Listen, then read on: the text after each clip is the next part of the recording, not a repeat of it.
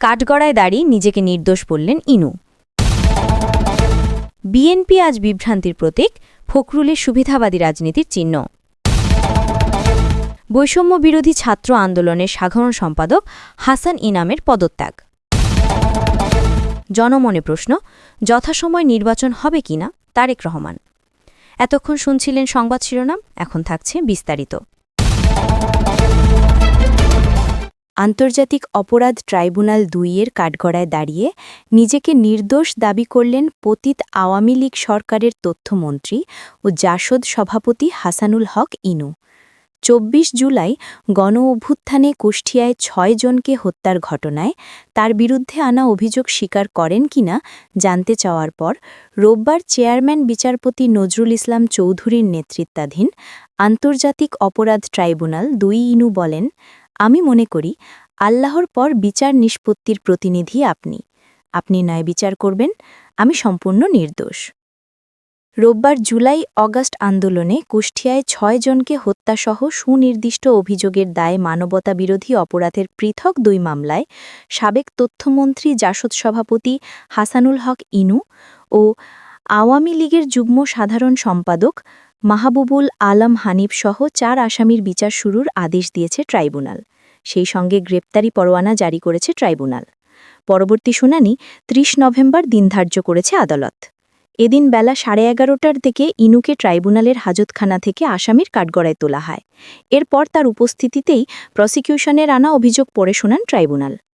এক পর্যায়ে দাঁড়াতে বলে ইনুর উদ্দেশ্যে ট্রাইব্যুনাল বলেন, আপনার বিরুদ্ধে ৮টি অভিযোগ আনা হয়েছে। আপনি গিল্টি প্লিড দোষ স্বীকার করলে আমাদের কাজ শেষ হয়ে যায়, নয়তো আমরা বিচার শুরু করব। জবাবে ইনু বলেন, আমি কয়েকটি অভিযোগ শুনেছি, বাকিগুলো শুনিনি, তবে আপনারা আমার আবেদনটি আমলে নিচ্ছেন না। তখন ট্রাইব্যুনাল বলেন, হ্যাঁ, আমরা আপনার আবেদনটি রিজেক্ট করেছি, আপনি দোষ স্বীকার করবেন কিনা বলুন। ইনু বলেন, যে অভিযোগগুলো পড়া হয়েছে আমি সব শুনিনি। তখন চিফ প্রসিকিউটর বলেন, ফরমাল চার্জের কপি দিলে তিনি পড়তে পারবেন। এ সময় ইনু বলেন, অনুমতি দিলে মাননীয় ট্রাইব্যুনালকে আমি 2টি কথা বলতে চাই। তার এমন কথাই প্রসিকিউশন থেকে বলা হয়, এখানে অন্য কোনো কথা বলার সুযোগ নেই। প্রত্যুত্তরে কয়েকটা কথা বলে জবাব দিতে যান বলে জানান ইনু। ট্রাইব্যুনাল বলেন, এটি সুযোগ নেই, আপনি আইনজীবী নিয়োগ করেছেন, যা বলার ওনার মাধ্যমে বলবেন। তখন ইনু বলেন, প্রধান উপদেষ্টা 2বার বলেছেন দেশে গায়েবী মামলা হচ্ছে, আইন উপদেষ্টাও গায়েবী মামলা নিয়ে উদ্বেগ প্রকাশ করেছেন, একই সঙ্গে গায়েবী মামলার ঝড় থামছে না বলে জানিয়েছেন। তার এসব কথা শুনে আমি খুশি হয়েছি। তিনি বলেন, সিএমএম কোর্টে আমার বিরুদ্ধে 7টি মামলা চলমান। আন্তর্জাতিক অপরাধ ট্রাইব্যুনালও গায়েবী অভিযোগ এনেছে প্রসিকিউশন। আমি রাজনৈতিক আক্রোশের শিকার, গায়েবী মামলার ঝড়ে আক্রান্ত। তবে অ্যাটর্নি জেনারেল বলেছেন, 5ই আগস্টের আগে যা হয়েছে তা ভুলে যান। পরে ট্রাইব্যুনাল তার বিরুদ্ধে অভিযোগ গঠনের মাধ্যমে বিচার শুরুর আদেশ দেন। বাংলাদেশের রাজনীতিতে বিএনপি আজ সেই দ্বিখীনা ও অসংগঠিত শক্তির প্রতীক, যার নেতৃত্বে দলের মধ্যে দেখা দিয়েছে বিভ্রান্তি, মতবিরোধ ও নৈতিক শূন্যতা। একসময় ভারসাম্যপূর্ণ বক্তব্যে যিনি ছিলেন দলের মুখপত্র, সেই মির্জা ফখরুল ইসলাম আলমগীর এখন নিজেই হয়ে উঠেছেন বিভ্রান্তির কেন্দ্রবিন্দু। রাজনৈতিক বিশ্লেষকরা বলছেন, ফখরুলের নেতৃত্বে বিএনপি এখন এমন এক পথে হাঁটছে যেখানে গণতন্ত্র নয়, বরং বিদেশি চাপ ও সুবিধাবাদের রাজনীতি বেশি প্রাধান্য পাচ্ছে। দলীয় বিভ্রান্তি ও দ্বিচারিতা। ফখরুল একদিকে গণতন্ত্রের কথা বলেন, অন্যদিকে বিদেশি হস্তক্ষেপকে অঘোষিতভাবে সমর্থন দেন। কখনো তিনি বলেন বিদেশের হস্তক্ষেপ কাম্য নয়, আবার পর মুহূর্তেই বিদেশি রাষ্ট্রদূতদের সঙ্গে গোপন বৈঠক করেন রাজনৈতিক সমাধানের আশায়। এই দ্বিচারিতাই দলের ভেতরে বিভ্রান্তি বাড়াচ্ছে এবং বিএনপিকে মূলধারার রাজনীতি থেকে আরও দূরে ঠেলে দিচ্ছে। দলের অভ্যন্তরে এখন প্রশ্ন উঠছে, বিএনপি আসলে কার রাজনীতি করছে? দেশের জনগণের নাকি বিদেশি কূটনৈতিকদের? আদর্শ হারানো দল। আজকের বিএনপি একদিকে জামায়াত সহ ধর্মভিত্তিক শক্তির হাত ধরে থাকতে চাইছে, অন্যদিকে মুখে বলছে গণতন্ত্র ও উদারনীতির। এই সাংঘর্ষিক অবস্থান দলের আদর্শিক ভিত্তি পুরোপুরি নষ্ট করেছে। একদা স্বাধীনতা ও গণতন্ত্রের নামে আন্দোলন করা দলটি আজ মুক্তিযুদ্ধ বিরোধী শক্তির আশ্রয়ে টিকে থাকার লড়াই করছে। রাজনৈতিক বিশ্লেষকরা বলছেন, ফখরুলের নেতৃত্বে বিএনপি এখন মুক্তিযোদ্ধা বিরোধী এক শক্তির প্রতীক। অবৈধ সরকারের সঙ্গে আপোষ, সংবিধান বিরোধী অবস্থান এবং মুক্তিযুদ্ধের ইতিহাস বিকৃতির দায় বিএনপি এড়াতে পারবে না। তৃণমূলের হতাশা ও নেতৃত্ব সংকট। তৃণমূল কর্মীরা আজ হতাশ। তারা দেখছে দলের নেতৃত্ব আন্দোলনের নামে সাধারণ কর্মীর রক্ত ঝরাচ্ছে, অথচ নেতারা বিদেশে বিলাসবহুল জীবনযাপন করছেন। একজন তৃণমূল কর্মী বলেন, আমরা রাস্তায় ধরা পড়ি, মামলা খাই, কিন্তু নেতারা নিরাপদে বসে কূটনৈতিকদের সঙ্গে বৈঠক করেন। এটা কি আমাদের আন্দোলন? এই নেতৃত্ব সংকট বিএনপিকে ধীরে ধীরে এক সুবিধাভোগী গোষ্ঠীতে পরিণত করেছে, যেখানে রাজনীতি নয়, চেয়ার বাঁচানোই এখন মূল লক্ষ্য। মধ্যবিত্তের বিমুখতা। মধ্যবিত্ত, পেশাজীবী ও শিক্ষিত শ্রেণী এখন আর বিএনপির পাশে নেই। তারা বুঝে গেছে এই দলের রাজনীতি গণতন্ত্রের জন্য নয়, বরং নির্দিষ্ট কিছু নেতার ব্যক্তিগত স্বার্থ রক্ষার জন্য। একজন বিশ্ববিদ্যালয়ের শিক্ষক মন্তব্য করেছেন, বিএনপি এখন শুধু সরকার বিরোধী দল নয়, এটি একটি উদ্দেশ্যহীন রাজনৈতিক ক্লাব, যেখানে আদর্শের জায়গা নিয়েছে কৌশলগত সুবিধাবাদ। ইউনূস সরকারের বৈধতায় ভূমিকা। সবচেয়ে বিতর্কিত বিষয় হল, অবৈধ ইউনূস সরকারকে বৈধতা দিতে বিএনপি নীরব সমর্থন দিয়েছে। গণতন্ত্র ও সংবিধান বিরোধী অবস্থান নিয়ে তারা দেশের ইতিহাস ও মুক্তিযুদ্ধের চেতনাকে অবমূল্যায়ন করেছে। বিশ্লেষকেরা ভাষায়, যে দল এক সময় গণতন্ত্রের দাবিতে আন্দোলন করত, আজ সেই দলই অগণতান্ত্রিক শক্তির পৃষ্ঠপোষক। দেউলিয়া পথে বিএনপি। এই সব কারণেই বিএনপি এখন রাজনৈতিক দেউলিয়া অবস্থায় দাঁড়িয়ে আছে। আদর্শ নেই, দিক নির্দেশনা নেই, নেতৃত্বে বিভ্রান্তি, সব মিলিয়ে দলের ভিত ভেঙে পড়েছে। ফখরুলের সুবিধাবাদী রাজনীতি বিএনপিকে আজ এমন অবস্থায় নিয়ে গেছে, যেখানে গণ আস্থা ফিরে পাওয়া প্রায় অসম্ভব। রাজনৈতিক বিশ্লেষকেরা বলছেন, বাংলাদেশের ইতিহাস হয়তো একদিন লিখবে, মির্জা ফখরুল ছিলেন সেই নেতা যিনি নিজের দিকহীনা ও সুবিধাবাদী রাজনীতি দিয়ে বিএনপিকে আদর্শহীন এক দেউলিয়া দলে পরিণত করেছিলেন। বাংলাদেশের রাজনীতি যখন নতুন মোড়ে দাঁড়িয়ে, তখন বিএনপির ভবিষ্যৎ প্রশ্নবিদ্ধ। জনগণের আস্থা ফিরে পাবে কি দলটি, নাকি ফখরুলের নেতৃত্বেই শেষ হয়ে যাবে একসময় সবচেয়ে বড় বিরোধী রাজনৈতিক শক্তির ইতিহাস? অন্তর্বর্তী সরকারের পক্ষ থেকে বারবার আশ্বাস দেওয়া হলেও আগামী ফেব্রুয়ারিতে নির্বাচন হবে কিনা এ নিয়ে জনগণের মধ্যে প্রশ্ন উঠেছে বলে মনে করেন বিএনপির ভারপ্রাপ্ত চেয়ারম্যান তারেক রহমান।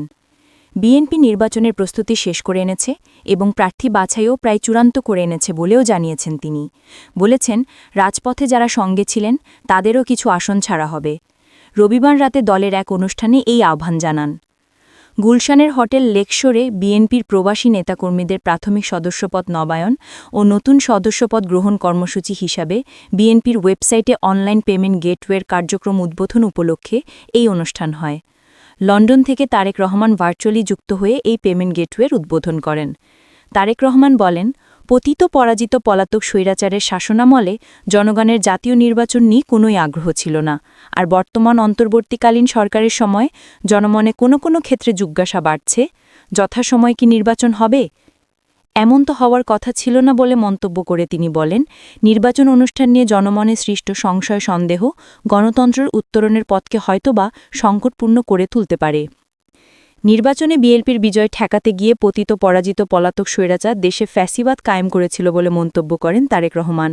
বলেন, উদ্বেগ এবং আশ্চর্যের বিষয় হচ্ছে, ফ্যাসিবাদ মুক্ত বাংলাদেশেও বর্তমানে বিএনপির বিজয় ঠেকাতে সংঘবদ্ধ অপপ্রচার এবং অপকৌশল দৃশ্যমান হতে শুরু করেছে।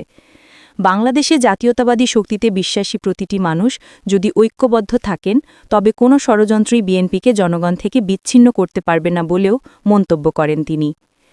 প্রার্থী মনোনয়ন চূড়ান্ত প্রায়, জনগণের বহুল প্রত্যাখ্যিত নির্বাচনে অংশগ্রহণের লক্ষ্যে গণতন্ত্রকামী জনগণকে সঙ্গে নিয়ে বিএনপির সম্ভাব্য সব প্রস্তুতি শেষ করছে বলেও মন্তব্য করেন তিনি। বলেন, এর অংশ হিসেবে দেশের ৩০০ সংসদীয় আসনে বিএনপি দলীয় প্রার্থী কিংবা বিএনপি সমর্থিত প্রার্থীরা মনোনয়ন চূড়ান্ত করার প্রক্রিয়ায় রয়েছে।